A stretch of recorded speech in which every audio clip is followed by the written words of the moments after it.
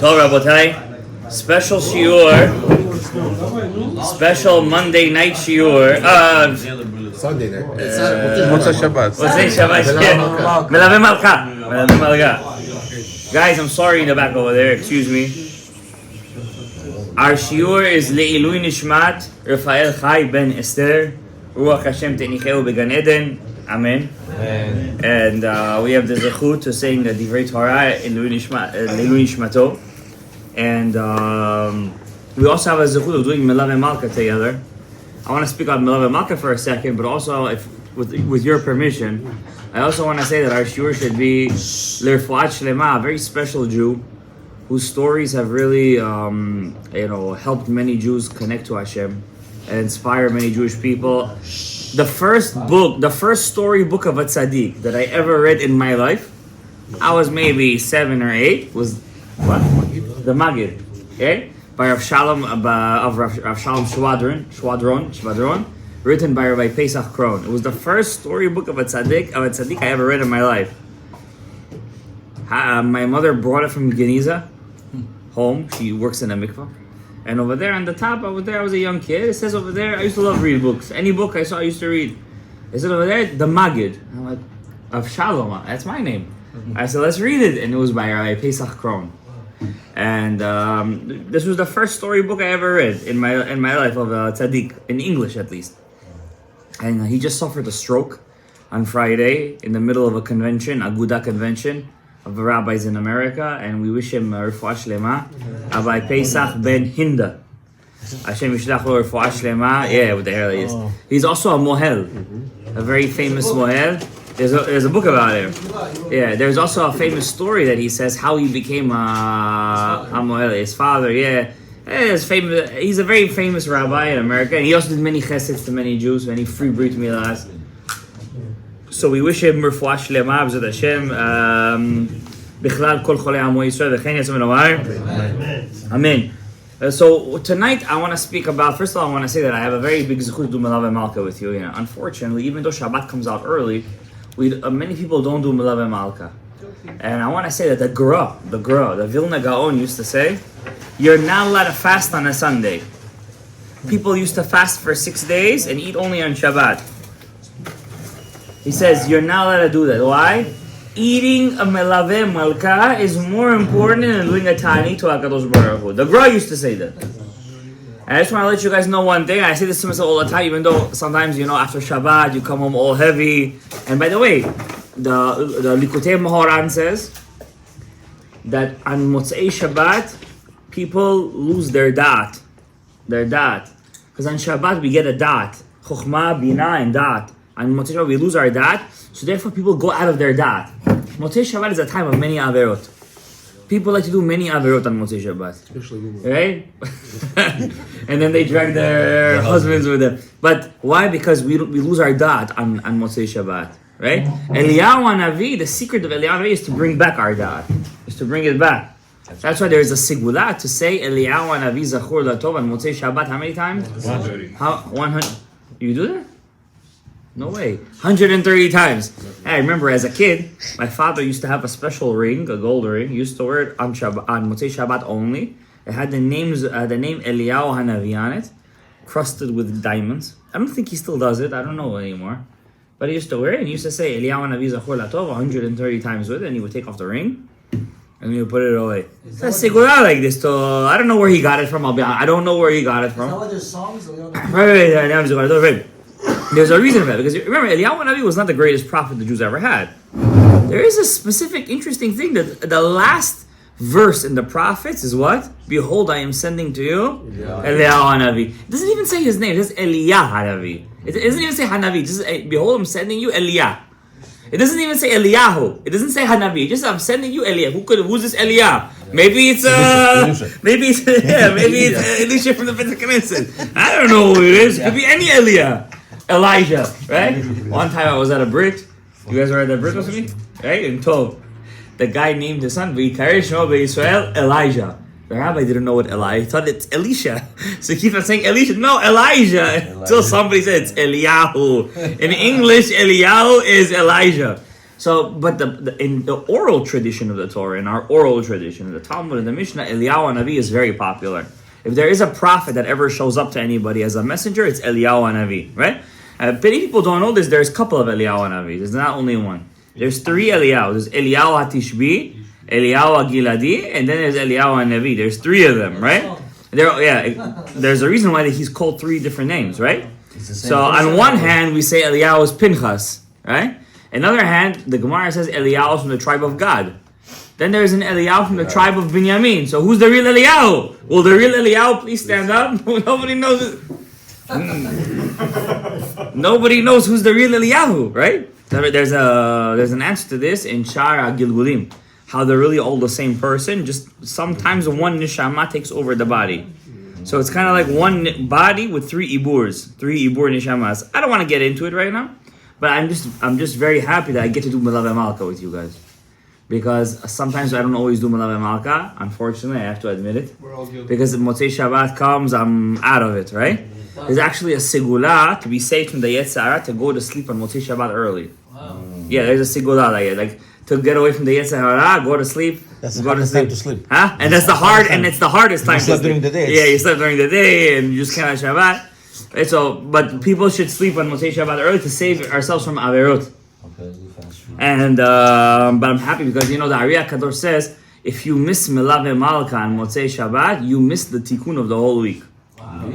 I'm gonna explain to you guys why right now. Whoever doesn't eat Melave Malka, the rest of the week, the food that we eat gets fed spiritually from our food that we eat on Shabbat. But says the Ariya Kadosh, and also Shulchan Aruch says, if you didn't eat Melave Malka, it's like you didn't eat Suda Shelishit. Wow. So the Suda Shelishit is dependent on what? The Melave Malka. So if you didn't eat Melave Malka, it's like you didn't eat Suda Shelishit. So therefore, all the food that we eat during the week doesn't get fed from that Koach Shel Shabbat. Right? Winter is hard. Forget about the summer. The winter is hard. You have to wash. If you cannot wash, at least you take some hot tea with some crackers. Say Lichvot Suda Revi'it. At least something. You do some tikkun. Unfortunately, there's also a Gemara that says Chamin Motzei Shabbat Melugma, which means that you have to have something hot on Motzei Shabbat. Yeah, it's good for refuah shlema. It's good for refuah. So I'm very happy to be here with you guys and to do Melave Malka, especially doing Nishmat, our Gizbar's grandfather, who was his Sandak Rishon. We're doing the thing. It was his Sandak Rishon, so therefore it means a lot to us. And I want to speak about today really briefly because I know everybody's, we have to have Shachari tomorrow morning. But exactly, I want to speak about Hanukkah. We have exactly 2 weeks to Hanukkah. All right, less or more? 2 weeks. I think 2 weeks exactly. 25th. Right? And this year, very interesting. Doesn't always happen. The Klippa falls on the same day as the Kedusha. Same night. I think it's the same night. 25th. December 25th. Don't say that date. Don't say that date. I don't want to hear the date even. That's Klippa. I don't want to say the name of the Klippa. Unfortunately, on my parents' block, if you cut 17 Avenue, one Klippa over there put a big Noah's neighbor. Yeah, he paid $5,000 for that. $5,000. Should put a big step for Torah, right? Yeah, exactly. Right? And on my block, there's a big polar bear with a Hanukkah over there. So Zelu Mazeh Asai Elokim. So this Klippa over there, Baruch Hashem, the past couple of days has been deflated. Every time I pass through it, I say, HaKadosh Baruch Hu, please, Tishbor et HaKlipot Ha'elu, destroy this Klippa. Imagine you put a small, I don't want to say the name, with a white beard, right? He puts one. 10 feet, 20 feet, we got fall the same. And this year, for some reason, it happens once in a while like this. It falls mamash on the same Chanukah and their Avodah Zarah. It's Avodah Zarah. This holiday is their New Year. Also, the New Year falls on the same time. It's mamash there. It's Avodah Zarah this holiday. Mamash 100% Avodah Zarah. I want to tell you guys something that the ancient Kritmachs. Right? They never had this kind of thing that Yoshka was born from a virgin birth. It originally in the early church fathers, There was no such kind of thing. He was born from a virgin. Never. It wasn't such a thing. How did it come about? When did they come up with this? Is that the rabbi that went to... I don't want to get into legends. I'm going to talk to you guys pshat. Right? When did this whole thing come out that his wife got birth? Yeah. They got pregnant from God. There was a time when the Roman Empire split into two. It was so big they couldn't handle one emperor for all of the empire. So it got split into the Western Roman Empire and into the Eastern Roman Empire. The Eastern Empire was the Greek Empire.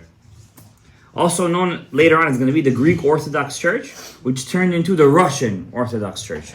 So Russians took it from the Greeks. There's another name for them that you guys probably know, Byzantium. Right? So the Byzantines are Greek Orthodox, which the Russians, when they wanted to take a religion, they adopted the Greeks. The Greeks. That's our Hanukkah story, by the way. So when you see Russia in play in Syria, giving weapons to Gaza, they're the ones giving all the weapons. This is a continuation of the Hanukkah story. Because they're the same people, because they're a continuation of the Greeks. The Greek Orthodox Church is the Russian Orthodox Church. And the capital of that was Kiev. It was Kiev. Kiev was the first capital of what we call the ancient Russia. Right? That's why Putin, it means a lot to him to destroy Kiev. That's why he says it openly, by the way. And Zohar says, I can't quote you exactly where the Zohar says it, but the Zohar says when you're going to see Nero of Syria fall, the Kochav of Yaakov will rise. And I just want to let you know, I got a message on Motzei Shabbat. I'm on Yeshiva World News. It says over there, Assad's regime, Bashar Assad, is a couple of days of being kaput. And who's his his backers? Russia. Putin is his backer. Hashem made us a chesed. Putin is so preoccupied with Ukraine, he doesn't have time to keep up all of his proxies. You understand? So one by one, all the little klipot over there, they're falling down. And it's a very big thing. We see history going on before our eyes, and we don't even realize what's going on. We're so preoccupied with Bitcoin that it went above $100,000 that we don't even realize how the messianic age is unfolding in front of us. Which really, it's a good thing, I'll be honest with you, because people who get too preoccupied with these things, they start to stop doing mitzvot, masim tovim. They just want to stay home all day and drink chai, basically. So it's a good thing. But I want to tell you guys today. And I said this in every shiur that I give about Hanukkah, I always say the same exact thing. We are still in the story of Hanukkah. It's a never-ending story. The galut of the Greeks never ended. Everything we do today, is completely influenced by Hellenistic ideas. It's a complete Greek way of life. Even the Romans didn't have a culture. They had to take it from the Greeks. Our alphabet, the way we write our letters, is Greek. To go to the gym and work out is Greek. Our Olympics are Greek. Sports is Greek. To learn mathematics and philosophy and to learn a kid goes to school, he learns Pythagorean theorem. The kid, he asks the teacher, why the hell am I learning the Pythagorean theorem? You know what I'm saying? And the teacher has to make up some nonsense to say why a squared plus b squared equals c squared. Even medication. You don't need to. Everything's an AI today. Unfortunately, you just press a button. Everything is on a thing. You have to know how to search, obviously, but you have to make up some spiel. And this is all the Greek way to teach people these things, mathematics, all these kinds of sciences, all these theories. The Greeks were atheists. You should know that. Most of them believed in Avodah Zarah. The Avodah Zarah was an excuse to believe in atheism. Socrates, who was before Aristotle. There's three great Greek philosophers. Plato was the second one. It's Socrates, Plato, and Aristotle. Aristotle was the Rebbe of Alexander the Great. Alexander, as a young boy, he came from Macedonia. He didn't even come from Greece. Greece was they had such sinat chinam. The city-states of Greece, Athens, Sparta, Thebes, they had such sinat chinam between each other, they couldn't even unite into one kingdom. You know what I'm saying? It wasn't until Alexander, the prince of Macedonia, who came down to the south, and he wiped out all the Greek city-states, and he ruled them all as one empire. Alexander died at the age of 32. He had a dream to take over all of Asia. What was going on during Alexander's time? That's when the Jews was just coming back to Eretz Yisrael under Zerubbabel. Second temple. So we have here a very big cataclysmic event happening. You have on one hand Alexander's star is rising as the destroyer of the Persian Empire. And you have the Jews coming back to Eretz Yisrael from 12 tribes, now there are only 2. And they trying to repopulate the land. Alexander has a dream as a young boy to take over Asia. Now there's one person in the way of that. His name was Darius. Darius the third? Darius the second. Darius the son of Esther. Achashverosh's son. Darius was the king of this vast empire, literally from Ethiopia to India. The way the Megillah says it, Mehodu v'ad Kush, 127 provinces. That's how it's written in Josephus, by the way. Josephus writes that Darius was a king over 127 provinces. And Alexander said, I'm going to be the one that's going to destroy this. He had this crazy idea in his mind to rule the whole world. He wanted to do this. He wanted to test the limit of his strength. When he gets to it wasn't called Eretz Yisrael back then, it was called Judea. It was called Yehuda. When he gets over there were some goyim that were living in Yehuda. They were called Samaritans. You ever heard of the term the Good Samaritan? Yes. For us, it's the evil Samaritan.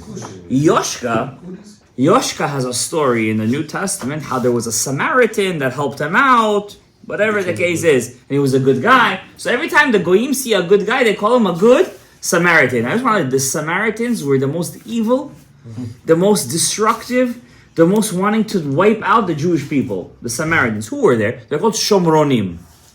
Shomronim. These guys were put into Eretz Yisrael by Sancherib in the first temple. Why? When he kicked out the 10 tribes, he said people have to repopulate this area. So he brought in these people from different countries and he said, you guys now are going to live over here. Lions came, animals came, started killing them because the land started kicking them out. So Sancherib sent them a Kohen. He told this Kohen, teach them the Torah because I guess your land, it spits out people who don't believe in one God. So this Kohen came. They started to keep the Torah. They converted to Judaism, but only out of fear. The Gemara says because they converted out of fear, they're fake Jews. Converts. They're not real Jewish people. And the truth was, when the danger subsided, they went back to their old ways. Till today, there's Shomronim living in Eretz Yisrael. They're called, check it out on YouTube. They're called Samaritans. They live in Har Gerizim. Till today, there's a small group of people. They're called Samaritans, and they live on Har Gerizim. Till today. They don't have any people to populate their thing. They take girls from Ukraine, from Russia, and they mix in with them. They're more connected to the Arab people than they are to the Jews. They do not like the Jewish people. The Israeli government keeps them over there as a small, going extinct people. But till today, they live over there. They look very similar to Druzim. But they still call themselves, they have their own Torah, they have their own Kohen. They have a Kohen Gadol, he wears everything white and like a blue thing over there. They have till today they have everything. There was a whole documentary on them recently, right? These Samaritans told Alexander, these Jews that are living there, they came back, they're rebelling against you. You want to hear something funny? They were right. The Jews are very loyal people. Say anything you want about Jewish people, Jews are very loyal. They were under under Darius. So they said, we cannot rebel against Darius. Alexander is coming. We cannot rebel against him. They were loyal to Darius. Alexander said, because these guys are not helping me and my my mission over here, I'm gonna rip up the Beit HaMikdash. The Beit HaMikdash was only 50, 60 years old at that time. The second temple, Zerubbabel built it. They said, I'm gonna raise it to the ground. And the Gemara says that Alexander was marching all the way to Jerusalem with his legions, and the Samaritans were walking next to him. That time, the Kohen Gadol was the last person of the Anshe Knesset HaGedolah. 120 men of the Great Assembly, And his name was Shimon the Just. Simeon the Just. Shimon had tzaddik. Tzaddik over here doesn't mean he had kokuli and a beard. It means that when he saw people and he had to judge them, he judged them justly. He didn't take bribes. He was a just person. Till today, we have his kever. You know where his kever is? It's in the Arab section, in the Silwan. What's it called again? I forgot the name of the place. I forgot the name. There's, the Arabs, the Jews and the Arabs fight there all the time, till today. West Bank. No, it's not the West Bank. Yerushalayim. It's in East Yerushalayim. What's the name of it? But yeah, it's next to Yerushalayim. What's the name of it? No, not Shmuel HaNavi. I forgot that. It's gonna come to me. Anyways, Shimon HaTzadik, he takes with him a couple of Kohanim, and he says, we're going to meet Alexander. They said, Haram. Haram. Why? Kohen is not allowed to leave the Beit HaMikdash with his clothes. His clothes are holy. He's only allowed to wear it in the Beit HaMikdash. He says, I have to wear it. So they told him, we're going to make you a double. Imitation. They gave him an imitation clothing. He wore it. Alexander is coming up because Yerushalayim is on a mountain. He's coming this way. Shimon HaTzadik is walking with his Kohanim the other way. They meet halfway and it's daybreak. And the Kutim are walking with Alexander. They're going to raise the temple. And Josephus writes this. Josephus, who is not a good friend of religious Jews. He sees Alexander. The Gemara writes Masechet Yoma. He gets off his horse, Bucephalus. He had this crazy horse that only he could ride, whose name was Bucephalus. He loved this horse so much, he even named an Indian city after it. Alexander, he was a crazy guy. He gets off his horse and he bows down to Shimon HaTzadik. Bows down to him. You have to understand that he had this crazy army, that they were Levi, they were crazy people, and suddenly they see their general, this 30-year-old kid, comes down, bows down to the Kohen. He never met him before. They come, get up, what are you doing? That's how he didn't sleep enough, he lost his mind. He says, I swear to you, every time I go to war and I win, I see this guy before I go to war and I win. Every time I win a war, I see him before I go to war. With the same breastplate, that's why Shimon had to wear the breastplate. Because he knew that's what he always sees. So he says to them, what's going on over here? So Shimon HaTzadik tells Alexander, you want to kill us? We're always praying for you, wishing for you the best. Listen, you have to be a Jew. With Esav and Lavan, you have to be a Yaakov sometimes. So he says to them, we pray for you, we this for you, this, that. He says, okay. He says, what should we do? He said, who really is against us? The Kutim, he says. He says, they're next to you, they're in your hands, do whatever you want. Right away, the Kohanim were crazy. They go to the Har Gerizim, they raise it to the ground, they bring their temple down, and Alexander says, listen, I'm not going to destroy the temple, put a statue of me over there and name it Alexandria. Shimon HaTzadik used his Jewish wit. He said, listen, we can't put a statue over there, because then it's going to be over there, balagan. You can't put Avodah Zarah in the Beit HaMikdash. He says, but we're going to do you something better. If you're a Jew, you always have to give a better offer. Yeah, a counter offer. Every Kohen that's going to be born this year, male, we're going to name him after you, Alexander. What's better? To name a city after you? After a while, who knows what name it's going to be? Or make your name forever inside the Jewish people. He said, you know what? I like it. Mazal. Now, today they say Mazal. Every Jewish boy that was named, they called him Alexander. That's how Alexander became a Jewish name. By the way. That's how he became a Jewish name. Darius never came to help them? Darius didn't come. Darius was afraid. His tail was between his legs. He was running away himself. That's a long story himself, how he defeated Darius. Small army against 127 provinces. Wow. How is it even possible? And basically, Alexander said, all I have to do is ask you one thing, pay taxes from now on. Now, what I'm about to tell you, this is what started the Hanukkah story. The taxes. The Gemara says, tax collectors can be witnesses at weddings. I'm going to tell you something you never heard before in your life. Tax collectors can never be witnesses. We have to understand, what did the Chachamim have against the IRS? Accountants or Tax collector. Back then it was no accountant. CPAs. You were your own accountant. Back then, there was a guy who came in the name of the king. Your city has to pay so and so. You owe a certain amount of taxes. How would they collect your taxes? Through your whatever you grew. Cash, whatever you grew, whatever. Sheep. Yeah, sheep. This, that. So Alexander told Shimon, okay, listen, you're a small province. You got to pay us taxes from now on. And Alexander said, I promise to send every year from my kingdom korbanot. You should know, halacha. A goy who brings a korban to the Beit HaMikdash. Hayav mita. Allowed, mutar. It's Kiddush Hashem. It's a Kiddush Hashem. Alexander had this devonegi in his head. Alexander was if you read the history of Alexander, it's very important to understand this, that he wanted to bring back all the old gods. Everywhere he saw a temple, he would rebuild it. Everywhere. He went to Egypt, he rebuilt the temples of Egypt. Ammon, Shmom, all these names. He went to Bavel, he brought back the god of Bavel, Bel. He himself didn't believe in anything, Alexander. He was he believed in everything. What are those guys called? Agnostics? He was an agnostic. He believed in everything, Alexander. Wherever he was, he adopted their culture. That's what made him very popular, by the way. He went to Persia, he married a Persian woman. He went to Hindustan, it was called Hindustan, right? He married a Hindu woman. He went everywhere he went. People like him. He was a very plural person. He also liked guys too, by the way. Just, his best friend was also his, Now, what happened was, when Alexander left, he ended up, where did Alexander reach at the end? He reached India. He actually reached India. When he got to India, his armies told him, they were in the war for like 10 years. Like, listen, Atkan, we want to go home already. This is enough.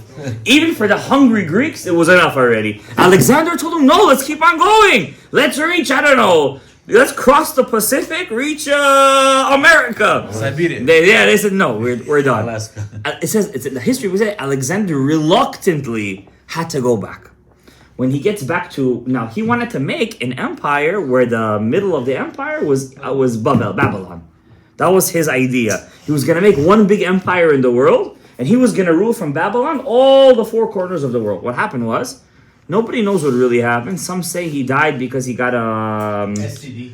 I didn't want to say that word, but yes, he got a transmitted disease. Some people say he was poisoned. Some people say he was assassinated. Nobody really knows. Somebody say he got infected in battle. Whatever happened was, at the age of 32, Salami alaikum ukatse barakati. He went, Shavak chaye lechaye alma. Now, this is where the tough part is. Shimon HaTzadik is still Kohen Gadol. 40 years, he's Kohen Gadol. 40 years, the light of the menorah never went down. 40 years, the string of Yom Kippur always turned white. He was such a big tzaddik, Shimon, that in his time was mamash kedusha v'tahara la'am Yisrael. But Alexander did not fare as well. When he died, Daniel says that his kingdom split into four kingdoms. The Egyptian empire took his general Ptolemy. And from then on, all the generals were called, all the kings of the Greek Egyptians were called what? Ptolemy. In the east, in Syria, took over the general Seleucus. From then on, it was called the I can't even say the word. Seleucus Empire, right? The Syrian Greeks.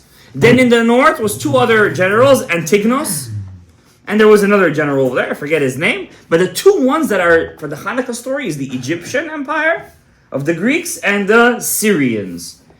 Antiochus was a Syrian Greek emperor. That means all of our balagan that happened were the Syrians.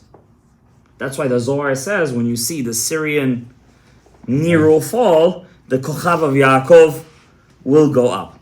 Now, in the beginning, the Jewish people were not under the Syrian rule. Because remember, we were not an autonomous region. Judea was under the Greeks. For how long? Enough time to put the influence of Greek culture into the Jewish people. This ended basically prophecy. Whenever they gave the Jewish people mathematics, science, astronomy, all this stuff, they stopped learning Nevuah. So it wasn't a God-stopped prophecy. Prophecy could have continued. We decided that the sweetness of university was so good, that we don't need this prophecy anymore. Why should we go to the rabbi when we could go to the doctor? Back then, they wouldn't go to the doctor. No. They would go to the rabbi and say, Rabbi, what's wrong with me? He would say, you have ayin hara on you. Ben Porat Yosef, Ben Porat Ale. I'm just giving you an example. That's not what happened. Ben Porat Yosef, I just for illustrative purposes. And then suddenly, you see the guy, the thing went away. Yeah, that's how it was. They would say a lachash on the thing and it would go away. They would see a thing, the rabbi would know, he would say, Shemot HaMalachim, this is your avera, do teshuvah for that, give tzedakah, ta'anit, it would go away. Now, no more. Now they would go to who? The Rofe. The rabbi themselves are going to send you to the doctor. By the way, we see it during history how the refuah is going less and less. Now people don't want to take vaccinations anymore. Am I gonna get canceled for that? People don't want to don't want to go to doctors anymore. It's a bad thing. Go to the doctor. Yeah, you go to the doctor. We have no other choice. You're not gonna go to the rabbi. Doesn't have no wine. Within a rough. Go there. But see how, unfortunately, not unfortunately, it's all relatively speaking. The rabbi's power was lost. At the rise of university, the rise of mathematics and astronomy. Now, what was the worst thing? Chachamim say the worst thing was when they put inside Jerusalem a gymnasium. Not gymnasia, the school. I'm not talking about. A gymnasium was a place, sportzal. Yeah, Spartacus. From the word Sparta, by the way. It's a Greek idea. Sports comes from Sparta. Right? This sports zal was the money sponsored by a Kohen. This Kohen's name was Yaakov, but he changed his name to Jason. He was not, I say Krimoy? He was Krivoy, this guy. And once the Jews saw, we could work out. Basically, it was a degeneration of the society slowly. It was a slow degeneration. It wasn't a quick degeneration. It happened over a good couple of decades. But the worst part was when the Egyptian Greeks tricked the Jews into translating the Torah. The Gemara says, on the day that Ptolemy tricked 70 elders to translate the Torah, 3 days of darkness came to the world. Until that time, Goyim didn't know what was in our Torah. And we liked it that way. It's not your business what happened. Remember, the time of the Hashmonaim was only 600 years ago was Shlomo HaMelech. The world still knew who King Solomon was. Just like today, the world still knows who Napoleon is. And all these great leaders were. For them, of course. But for them, in the ancient world, King Solomon was the king that ruled Kipat HaOlam. The first temple was the magnificence of the ancient world. They wanted to know what was in our Torah. Now, in Alexandria in Egypt, there was the biggest library in the world. The biggest. Now, the Ptolemy emperors in the Greek Egyptian emperors, they had a very interesting way how to deal with the Jews. Why? They say Jews don't like to give us their money. But we need their taxes. We need to sponsor all of our stuff. What happened when once the Jews didn't pay their taxes? I'm talking before Antiochus. I'm talking about when we were still under the Greek Egyptians. I'm going to read it to you. After the death of Alexander, when the cruel Ptolemy, who called himself Soter is savior in Greek, gained entrance by trickery to Jerusalem. He said, I'm bringing korbanot, I'm bringing this, I'm bringing that. He said he's bringing offerings to the sanctuary. Instead, he raised the temple in the time of Shimon the Just. This is, who's writing this? Josephus writes this. He took 100,000 Jews captives. We think there's 100 people in Gaza right now. They say 60 are alive, 40 passed away. He took 100,000 women and children and men captive. As slaves to where? Back to Egypt. What does Parshat Kitavo say? If you don't listen to me, I'm going to send you back to Egypt as slaves. 30,000 of them he sent to hard labors in the mines of Egypt. The women and the children he gave them as gifts to the soldiers. This is before Antiochus. We're talking about under the Greek Egyptians. We're talking under the Ptolemy dynasty. The land rocked under the impact of the fearful catastrophe. It was God's providence, and the great assembly had no power to stop him. Could you imagine a nation that 100,000 of them were just taken as slaves? Why? Because they didn't pay their taxes. This was the way of the world back then. Today we shake. We hear Hamas came in this, that. How could such a thing happen? Back then, 100,000 captives they took. It says that they took so many captives, the land of Judea was empty for 50 years. He took all the kids, the women, the children. Who knows what he did to them over there? Put them as gladiators, as slaves. This is Ptolemy, the smart Greeks, the philosophers, Socrates, Plato, people of university. You don't pay your taxes? Slaves, women, children. Who knows? Who healed the Jewish people? Was it the professors who healed them? Shimon HaTzadik raised up and he took the spirit of the Jewish people back. Who's writing this? Goyim historians of back in the day. Goyim. That's who's writing this stuff. Rabbi Victor Miller writes this over here. The Chachamim always were the backbone of the Jewish people. Even though the Jewish people always say, what did the Chachamim do already? Who are they already? What did they already do? Did they pay our bills? Throughout all of history, the one person you could always go to when everything goes wrong is who? The Chachamim. They're always there. They're always there to hear you. They're always there to heal you. Always there to see you. That's why he was called Shimon HaTzadik. Because he healed the Jewish people in their toughest time.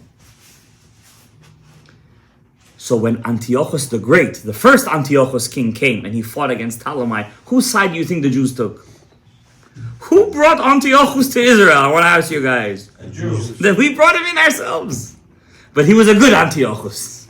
He was the first one, Antiochus the Great. He was a good guy. Why? The Jews said, listen, we got enough of this Ptolemy guy. We're going to sponsor your war. You let us be Jews. We don't ask you for the Hulk. What does the Hulk always say? Just leave me alone. That's all we're asking. Just leave us alone. Antiochus said, you know what? You give us the cash, we'll let you be Jewish. Antiochus came in, the first Antiochus, the Syrian Greek. He fought against Ptolemy, raised him to the ground. The Jews were able to breathe. How long were they able to breathe? 30 years, 40 years. After that came out a Mishuga.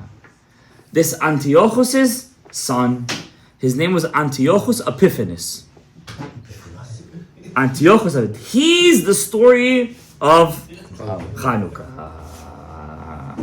Now to explain to you what happened exactly, how this Antiochus Epiphanes, Gash, I'm going to have to give it to you in 5 minutes, and I'm going to speak about it more on Monday night, because it's important to know where did this whole idea of Reform Judaism, Open Orthodoxy Judaism, what else we have? What other stuff we have?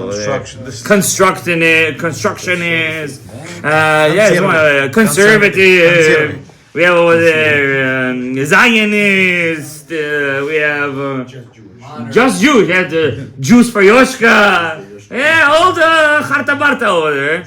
Where did it start from? This is it. This is where it started from. Right here, Hanukkah. That's why the light of Hanukkah, guys, if you have money for Kiddush or money for Hanukkah, what do you buy? Candles. You buy light candles for Hanukkah. You don't buy wine. Well, Kiddush is Deoraita. But you could say it on other things. That's true too, but still, Kiddush is Deoraita.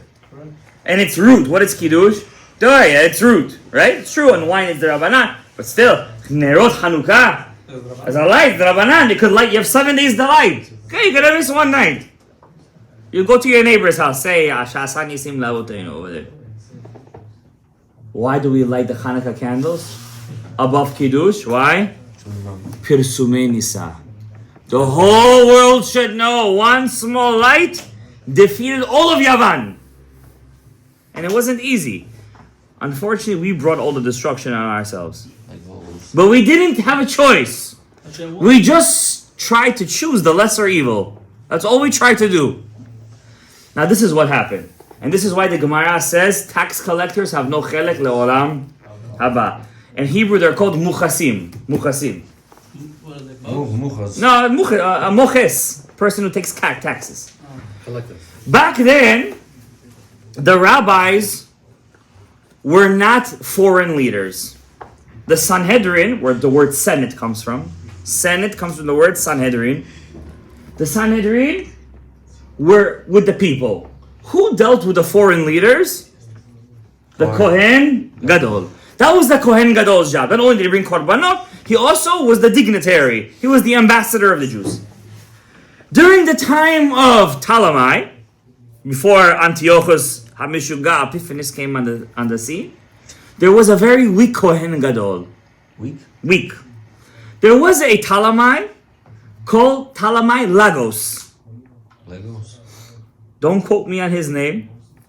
He said to the Kohen Gadol, he said, listen, I need my money. If you don't give me my money, I'm going to split Judea among my generals. And trust me, you don't want to be split amongst them. The Kohen Gadol's nephew, his name was Yosef ben Tuvia. This guy was worse than Haman. Worse than Amalek. This is the guy who started all the destruction. He said to his uncle, said, listen, you can't go out, this, that. Give me, I'm going to buy the rights. I'm going to give you money, and which he borrowed from his Samaritan friend. And I'm going to buy the rights to collect the taxes. Now, this guy, he already had a little bit of levidila in his head. He wanted to be Greek. He wanted to be worldly. He went to Talamai and he said, I will collect the taxes for you. I bought the rights. I just need a little bit of money from you as a, the startup. I just want to raise a small little contingent of people, an entourage. Who was his entourage? His Kohen friends. So it's very interesting. We say the whole story of Hanukkah was the Kohanim saved us. But the truth is, they were the ones who started everything. That's the truth. This Yosef ben Tuvia, the Kohen Gadol's nephew, he said, I'm going to start it. And he was the first Hellenistic governor of Judea. He said, I'm going to collect the money. And he was a very cruel man. And he slowly started to open up gymnasia over here. Stop doing Brit Milah over here. Let's be like the Greeks. The Greeks used to do Olympics naked. Mm-hmm. And the Jews had a Brit Milah. They couldn't do the Olympics. Why? They were considered mum. They had a mum, according to the Greeks. They were not complete. So till today in Israel, I don't know if it's still true. It's still true? Even if you're the strongest man, the IDF gives you a profile score. No Jew could ever get 100. Because of the Brit. Because they have a Brit. And they're Jewish. Nation. What could you get most? 97. Yeah, am I right or wrong? 97 is the highest grade. Why? Because somebody cut off your foreskin. And this is what we call 100%. This is our Till today. I don't want to make kaf cholachas show. Just to teach us the history. Till today, that's what from what I know, huh? They don't want it in Israel to be done? They want it, but you're still considered a pagam. You have a mum. Because you're missing a piece. You understand? So you can't get a brit milah. Let's open up gymnasiums. In this gymnasium, they had a very, very cruel form of surgery where they used to take the skin on the rest of the shaft and they used to pull it, stretch it and pull it until they would recreate a foreskin. This all did who? Yosef ben Tuvia, HaKohen. Why? He saw the money. He got drunk with power. When Antiochus became king afterwards, he was already very rich. He said to him, I'm going to give you the money, give me the power to continue. This guy saw the money, my Neshgash, Epiphanes. He said, you have all the power to do whatever you want. What was the first thing these Muchasim, these Hellenizers, what was their first decree? No more what? Brit Milah. That was their first decree. Milah, Shabbat, and Rosh Chodesh. What does Rosh Chodesh mean? What, they care if you bless the new moon? Chodesh, back then, they used to count the cycle of Nida by looking at the moon. Yeah. By counting the days from the moon. The moon wanes, right? No more Taharat HaMishpacha. It's a primitive thing. How could you tell a woman not to be with her husband for 12 days of the month? What is the feminism over here? Where is the, you have to celebrate Athena. Athens is named after who? Athena. You were there, right? In the Acropolis. But the Acropolis was a very big statue of Athena, right? Athena, Hera, Aphrodite. This is how the Greeks used to celebrate. The Greek goddesses, the Greek klipot. This is Lily and Naama and all the klipot over there. So these people, they put the poison in the Jewish people. Why? They said, let's stop being primitive. Let me show you what it means to go to a club. Let me show you what it means to go to university. The lights, the smoke, the drinks, the kaif. And what do you think? The regular Jewish people, they handled it. Who held on strong? Only the Chachamim. That's why the Hashem gave the Chachamim the power to make a new holiday. They saved the Jews. I'm giving you guys the power to make a new holiday. And they didn't do it easy. They waited till the next year. If they saw that the power was still there, that's when they did it. Until today, what's the only holiday? It's really a funny thing that all Jews keep. More than Yom Kippur. Hanukkah. Go to any Jewish people. Even Goyim keep it these days. Even the Goyim, they put it. They put the blue light. They're Zionists, so they put the blue lights. Like the Tzionim, you know? So, B'ezrat Hashem Yitbarach, may we learn from the Jewish people's mistakes. Take out all the foreign and all the klipot, all that bad influence, all the Greek influence. You know, how do you say Yerushalayim? Tzion. Take the tzaddik out of Tzion, what do you get? Yavan. There's only one letter between Tzion and Yavan, the tzaddik. Shimon HaTzadik. If you're Shimon HaTzadik, you get Tzion, the real Tzion. If not, Chas Shalom, then what do you get? Yavan. B'ezrat Hashem Yitbarach, we will be true to our sources, true to our ancestors, Gabriel. The Bukharian Jews do Yushvos after 70 years, not 50 years. 70 years they do. Kaddish. This is all of our, our traditions. Keep all of our traditions. May we keep out all the bad influences. May we zocheh le'olam haba. Torah. May we see the Geulah Shlema Yamenu. May we be chesed mitzvot masim tovim tonight. Amen. Rabbi Hananiah ben Akashia Omer.